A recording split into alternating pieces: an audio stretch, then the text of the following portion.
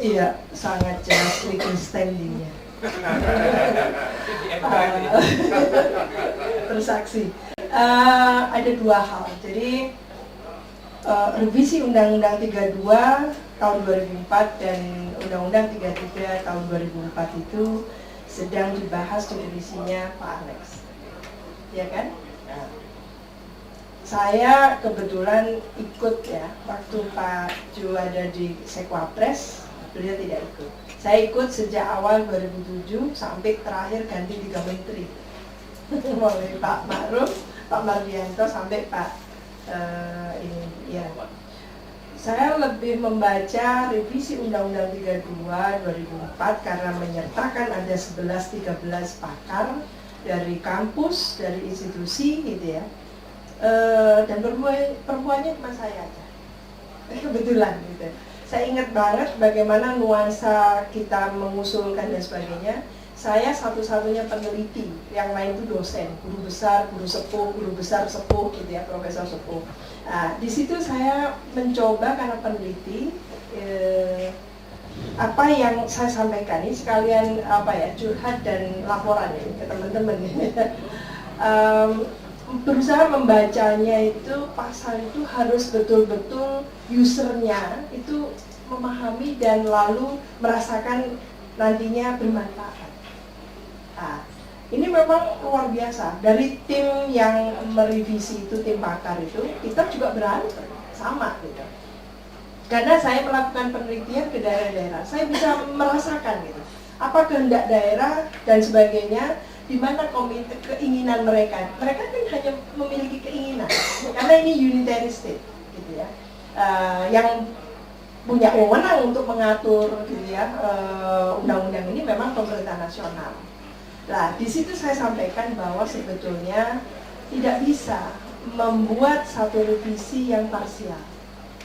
Oleh karena itu memang harusnya dilakukan satu revisi yang sungguh-sungguh gitu ya. Dan itu 32 itu eranya Bu Megawati, Pak Alex. Nah, itu. Dan dibuatnya agak buru-buru juga sehingga terjadilah pilkada langsung itu dan sebagainya.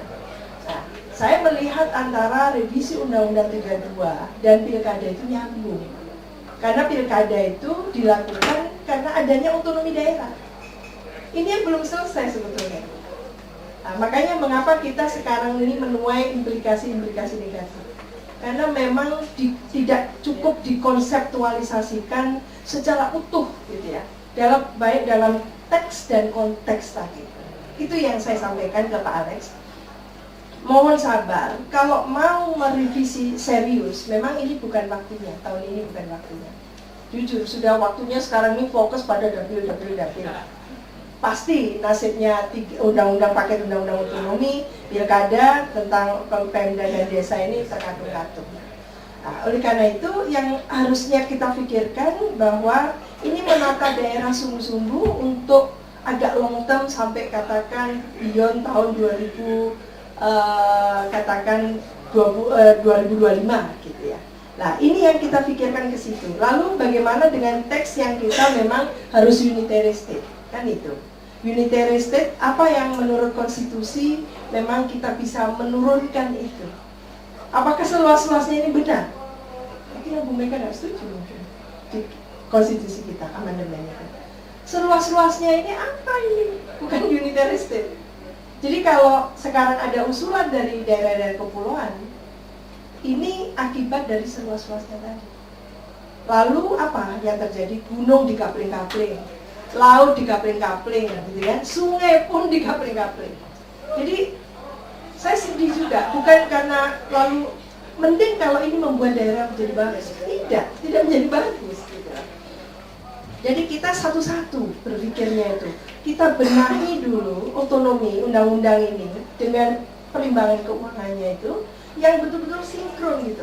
Nawaitunya jelas, bukan karena keinginan atau kepentingan jangka pendek, tapi harusnya memang harus jangka yang agak panjang lah, 15 tahun ke depan minimal seperti itu. Kalau kita sepakat tidak mau lagi unitary state, ya kita batalkan.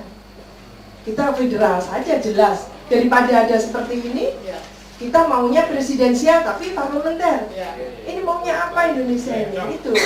Jadi kita yang intelektual itu memikirkan ini nggak ada koridornya, terus kemana cantolannya kan gitu. Nah, inilah saatnya kalau kita mau merevisi sungguh-sungguh Undang-Undang 32 2004 dengan semua turunannya dan perimbangan keuangannya, ini waktunya. Jadi daerah kepulauan itu nggak perlu ditegaskan lagi, kita ini arsipelago kok. Jadi masyarakat internasional pun tahu kita ini negara kepulauan. Nggak usah di undang-undang kepulauan lagi jadi aneh gitu loh. Itu aja sebenarnya. Karena kita sudah already arsipelago. Bahwa watak kita adalah watak Sabang sampai Merauke. Gitu. Nggak ada Jawa-Jawa gitu. Kalau kita mau sekarang fair gitu ya. Coba kita evaluasi apa yang dilakukan Orde Baru yang represif 32 tahun itu dengan daerah-daerah Indonesia Timur. Nggak maju juga kan? Jadi katanya sangat negara yang namanya itu sangat unitaristik, sangat sentralistis, semua dibagi rata, enggak juga. Jadi menurut saya niatan untuk membangun Indonesia ini yang kacau Mas. Jadi negara ini sudah salah urus Pak Alex, gitu loh. Kita salah urus, jadi kita benahi. Apakah mungkin momen pemilu 2014 dengan pemilu yang bagus, yang jurdil gitu ya, kita harapkan muncul leadership yang di situ nanti bukan bikin birokrasi tambun gitu ya, tidak membuat otonomi daerah lalu tidak jalan kan gitu. Tadi yang ditanyakan disfungsi kelembagaan tadi, ini ciri-ciri negara yang sudah mulai melemah. Disfungsi kelembagaan, ada penegak hukum yang namanya Polri, ada Kejaksaan Agung, ada Mahkamah Agung, ada KPK, ngapain gitu kan? Jadi kita harus kritis lah gitu. Jadi kita pandai menciptakan lembaga-lembaga, habis itu kita potong sendiri gitu. Nah ini yang tidak benar berarti kita semua.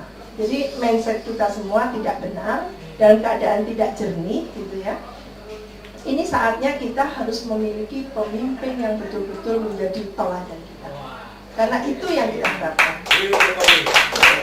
Enggak, saya nggak menunjuk tidak ada rekomendasi.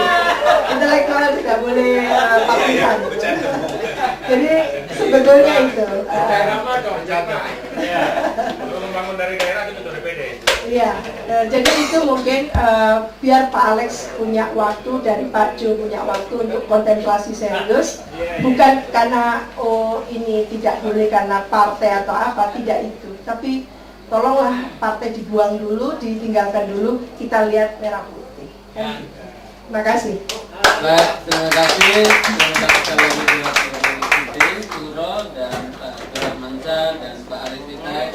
Terima kasih pula untuk partisipasi dari kita semua. Wassalamualaikum warahmatullahi wabarakatuh.